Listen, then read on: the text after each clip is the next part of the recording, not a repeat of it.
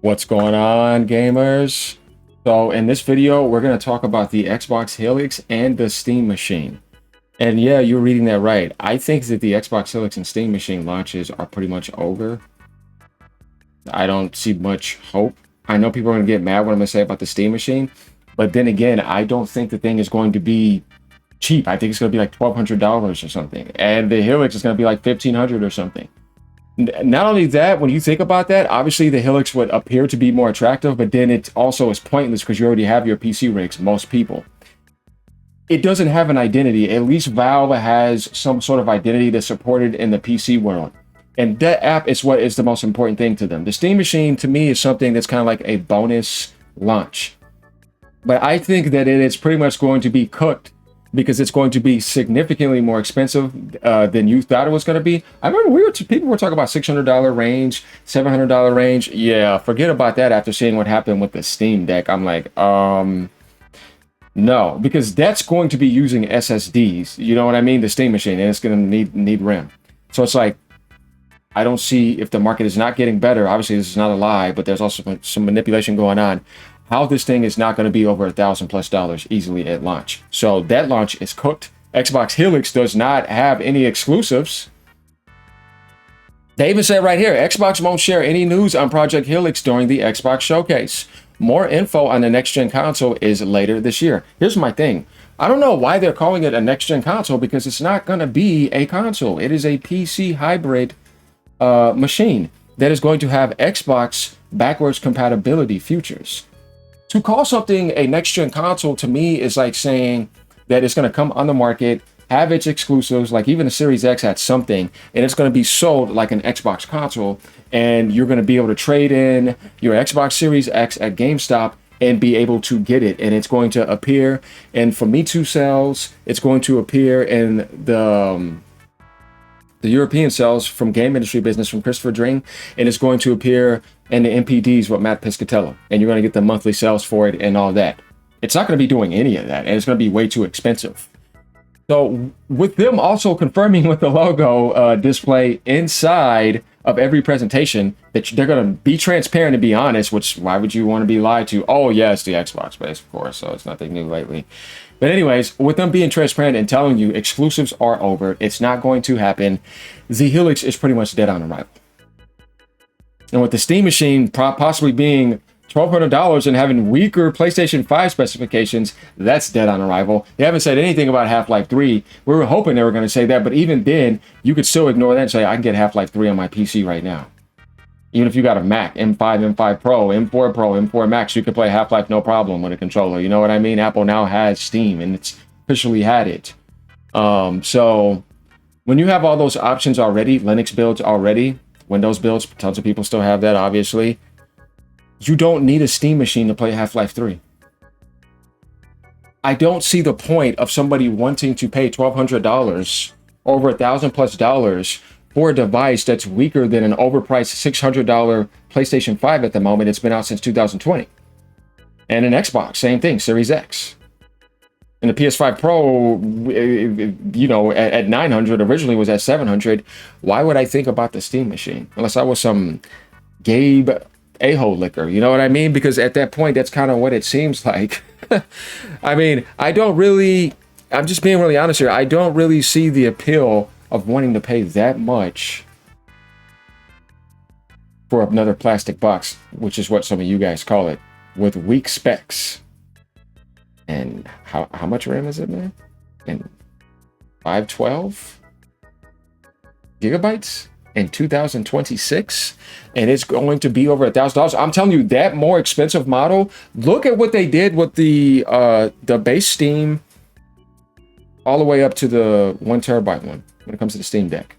It's absolutely ridiculous when you see the price difference that they made that jump up. It's like, what? So then that just gives you the idea. How could the Steam Machine be cheaper than the Steam Deck?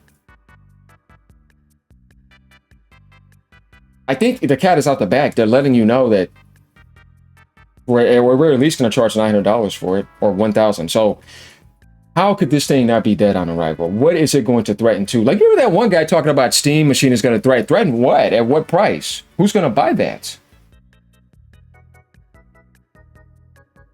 Those that have been evangelized by Gabe Newell?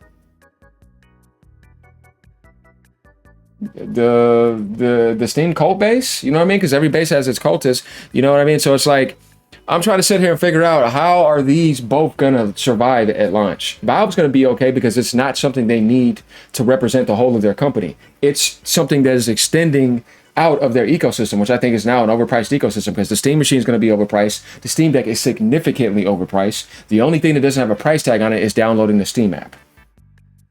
But I'm talking about them extending their hardware ecosystem. Valve does not know what they're doing when it comes to hardware. I'll give them credit. They know how to run an app well. I like that they have something that has the Proton database and it has Linux. But when it comes to hardware, I think that they're oblivious, because you could go back to the other Steam machine that flopped big time. And when I look at the Steam Deck, I'm like, you only sold 5 million. Nobody buys Valve hardware like that. It's a tough market. And then I think the Steam machine is going to be another example of maybe you probably shouldn't have came on the market. I was okay with it if you would have came with a $600 price tag or something. 500 would have been a steal.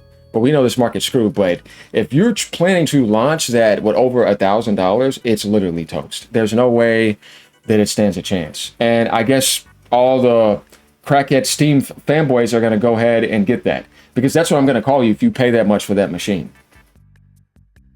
You would have been better off getting a PS5 Pro. It's going to be significantly more powerful. And have PSSR2, have Xbox games, play them at way better specifications. And even when Sony is still doing cross-gen with PS5 and PS6, the PS5 Pro with PSSR2 specifications right now are going to melt the Steam machine in comparisons and test. So how would it even be able to run games decently if you did still have next-gen PlayStation games? Let's say if that was the case. But let's talk about the Xbox games, because Xbox is still going to be on Steam. How are you going to be running Xbox Helix games? Right? Let's say if that was some scenario, right? Think about like the next gen Forza or whatever, and it has an insane engine, and you want to put that on the Steam machine. You're going to be doing what, 720p gaming or something? Hey, I'm just saying, like, because you need to think about the PS5 specs for a second. Everything that is going to be coming out to PS6 next gen is going to be coming. You're going to be playing on those settings, on those base consoles. And the thing is, the Steam machine is not more powerful than the PlayStation 5. So why would you want to pay that much money for that when you could wait and just get the next gen console? The PlayStation 6 is going to be cheaper than the Steam machine. Imagine that. Dude, that's the thing here that's blowing my mind, because I'm like, I think that the PlayStation 6 is going to be cheaper than the Steam machine. There's no way in hell Sony's going to try to launch the PlayStation 6 more than $700. That's why I think that's not going to come out to 2028. The market will be much better by then. Do you think, though, too, and I want to ask you guys a question, that if the market does come down, which I think it will eventually, and component costs are cheaper, that Valve is going to significantly reduce the price of the Steam Deck back to where it used to be? Should be cheaper than that now. And they're going to reduce the price of the Steam machine, because I think the Steam machine is going to be expensive. If they don't do that, isn't that going to tell you a lot about something? Like, remember when Microsoft raised the price? And then the tariffs in China actually got reversed back to 30% from the 150%, and they did not drop the price and then go back. That's the type of stuff I'm talking about. Because it's like, if that was the reason you did it and it's gone, then go back down then. Never did. Went even more up. And this is where you're going to find out who's really anti-consumer and who's really telling the truth. Because if the component costs go down and you keep that same price of that hardware, boy, AGN is roasting, because it says a lot. No, you're going to have to reduce that down, let people know. Now the component costs are cheaper. We're going to know because it's going to be all over the place. So that means put those prices down. They can't stay like that anymore. And they can't in general. The PS5 Pro cannot stay at $900 when the PS6 launches. That's not going to make any sense. You kind of get what I'm saying here? If the Steam machine is more expensive than the PS6, I do not know what to tell you. Because that is going to be embarrassing, because it's already embarrassing enough that the PS5 Pro is going to smoke the Steam machine in graphics comparisons, because it's that much more powerful with PSSR2. So you kind of see what I'm saying here? I don't get the point of, and I'm speaking from my perspective, I don't get the point of that device if it launches at that price. I think that that's just dead on arrival. And you better hope to get 1 million sales if you're going to be selling it more expensive than a Steam Deck. But that there is already giving me a cue. Now, getting to the Xbox Helix, you don't have an identity. You're just coming to be an expensive, and probably the most expensive console appearance because people think of Xbox as a console. And that thing's going to be like I said, $1,400, $1,500, something like that. Look at what Valve is doing. Look at the ROG Ally. How is the Helix going to be less than $1,000? I don't see how that's going to be possible. And what's going to be the point now more than ever? It's going to be more unattractive than the Series. Remember, man, when the Series X came out on PS5, which you like the PS5 digital $399, that still was insane. Xbox Series X, the specifications that you had at that time, you think about 12 teraflops for $500 was insane. The Helix is going to be the exact opposite of that, with no sense of identity and not coming on the market to compete with PlayStation. Now more than ever, and everything is just so damaged and into the water now. So I'm sitting here thinking, how is this going to have any success? And they're letting you know, nah, you know, and I've made it clear, you have to go third party.